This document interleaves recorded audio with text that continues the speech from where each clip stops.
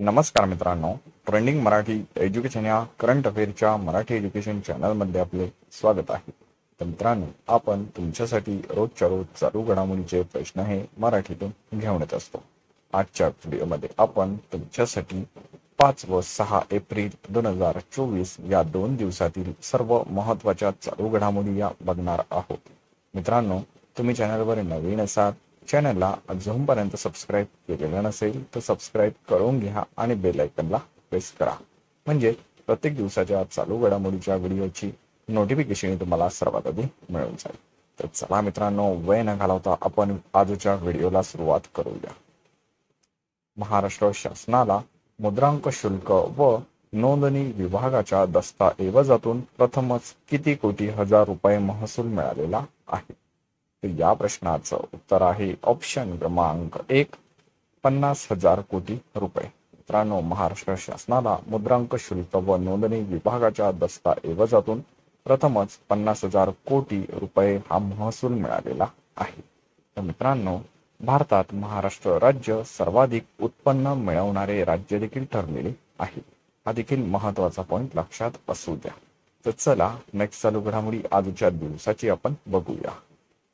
International labour ऑर्गनायझेशनच्या अहवालानुसार भारतात पुरुष व कामगारांचा सर्वाधिक पगार कोणत्या राज्यात दिला जातो? तर या प्रश्नाचं उत्तर आहे ऑप्शन क्रमांक 2, दिल्ली. इंटरनॅशनल लेबर ऑर्गनायझेशनच्या अहवालानुसार भारतात पुरुष कामगारांना सर्वाधिक पगार हा दिल्ली या राज्यात दिला जातो. मित्रांनो, या प्रश्नासंदर्भात 4 पॉइंट आहे, ते देखील अतिशय परीक्षेच्या दृष्टीने महत्वाचे आहे. लक्ष देऊन ऐका आणि वहीमध्ये नोट डाऊन करून ठेवा.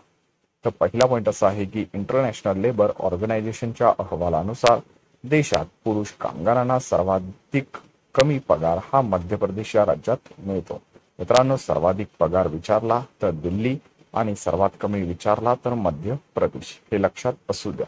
तर दुसरा पॉइंट, देशात पुरुष कामगारांना मिळणाऱ्या पगाराच्या बाबतीत आपला महाराष्ट्र राज्य हे 18व्या क्रमांकावर आहे.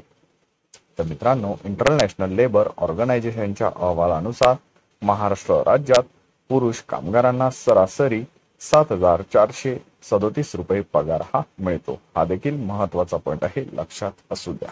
तर इंटरनॅशनल लेबर ऑर्गनायझेशनच्या अहवालानुसार देशात हिमाचल प्रदेश राज्यात महिलांना सर्वाधिक पगार वेतन हे मिळते. हा देखील महत्वाचा पॉइंट आहे, लक्षात असू द्या. महिलांचा सर्वाधिक वेतन विचारले तर हिमाचल प्रदेश हे राज्य. तर मित्रांनो, महिलांना वेतन देण्यात महाराष्ट्र राज्य हे देशात 22व्या क्रमांकावर आहे. हा देखील महत्वाचा पॉइंट आहे, लक्षात असू द्या. मित्रांनो, पुरुष विचारले तर 18वे आणि महिला विचारले तर 22वे. चला नेक्स्ट चालू घडामोडी आजच्या दिवसाची आपण बघूया. भारतात आर्थिक वर्ष 2023-24 मध्ये UPI द्वारे व्यवहारामध्ये मागील वर्षाच्या तुलनेत किती टक्के वाढ झालेली आहे? तर या प्रश्नाचं उत्तर आहे ऑप्शन क्रमांक 3, 56%. मित्रांनो, भारतात आर्थिक वर्ष 2023 मध्ये UPI द्वारे व्यवहारांमध्ये मागील वर्षाच्या तुलनेत ही 56% वाढ इतकी झालेली आहे. तर भारतात आर्थिक वर्ष 2023-24 UPI द्वारे व्यवहार हा 131 अब्ज डॉलरवर पोहोचलेला आहे. तर मागील वर्षी 2022-23 मध्ये देशात UPI द्वारे 84 अब्ज रुपयांचे व्यवहार हे झालेले होते. हे 2 पॉइंट देखील परीक्षेच्या दृष्टीने महत्वाचे आहे, नोट डाऊन करून ठेवा. आपण घेत असलेले सर्वच करंट अफेअरचे प्रश्न हे तुम्ही एका वहीमध्ये नोट डाऊन करून ठेवा. आणि मित्रांनो, आठवड्यातून वहीला एकदा तरी रिव्हिजन ही देत चला.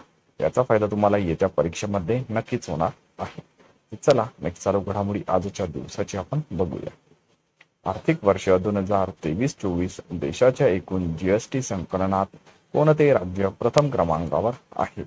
तर या प्रश्नाचं उत्तर आहे ऑप्शन क्रमांक 4, महाराष्ट्र. मित्रांनो, आर्थिक वर्ष 2023-24 देशाच्या एकूण GST संकलनात महाराष्ट्र राज्य प्रथम क्रमांकावर आहे. या आर्थिक वर्ष 2023-24 मध्ये देशाच्या एकूण GST संकलनात महाराष्ट्र राज्याचा वाटा हा 15% एवढा आहे. हा देखील महत्वाचा पॉइंट आहे, लक्षात असू द्या. तर चला नेक्स्ट चालू घडामोडी बघूया.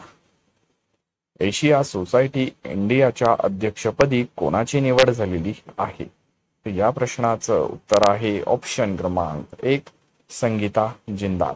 मित्रांनो, एशिया सोसायटी इंडियाच्या अध्यक्षपदी आता संगीता जिंदाल यांची नियुक्ती ही झालेली आहे. चला नेक्स्ट चालू घडामोडी बघूया.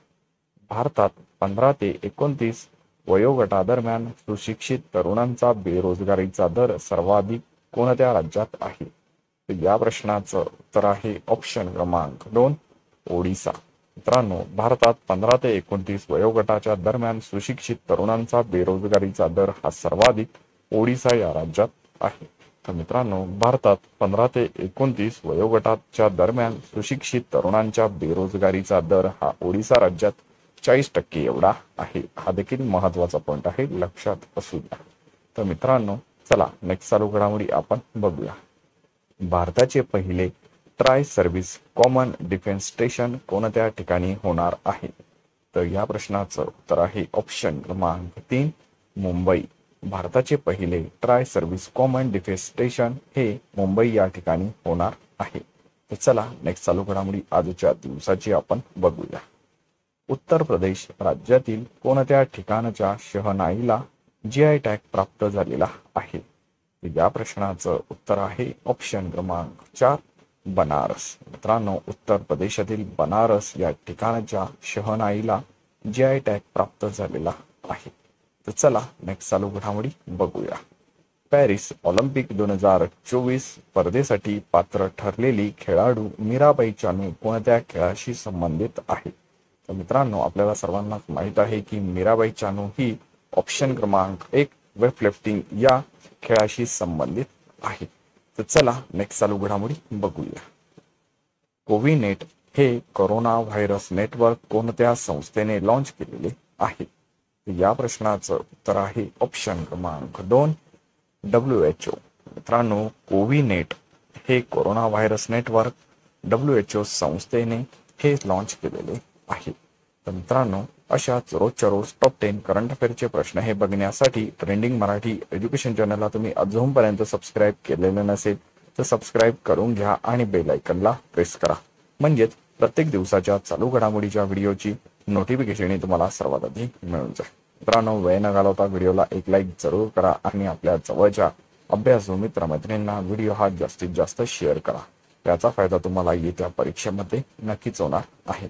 मित्रांनो, पूर्ण व्हिडिओ बघितल्याबद्दल तुमचे ट्रेंडिंग मराठी एज्युकेशन या करंट अफेअरच्या मराठी एज्युकेशन चॅनल तर्फे मनापासून धन्यवाद.